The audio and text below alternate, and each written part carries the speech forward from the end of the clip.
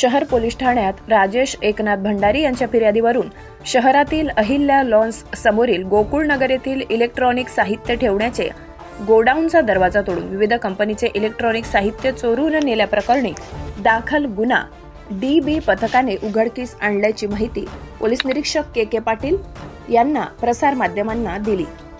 संशयित दीपक उर्फ भोल्या दंगल भील राहणार आमोदा, सूरज अर्जुन भील राहणार रामसिंग नगर आणि संदीप दीपक भील राहणार आमोदा यांना अटक करून त्यांच्या ताब्यातून विविध ठिकाणाहून 2,45,000 रुपये किमतीचे 8 AC, 30,000 रुपये किमतीचे एक डीप फ्रीज, 30,000 रुपये किमतीचे 3 कूलर आणि LG कंपनीचे एक फ्रीज जप्त केले।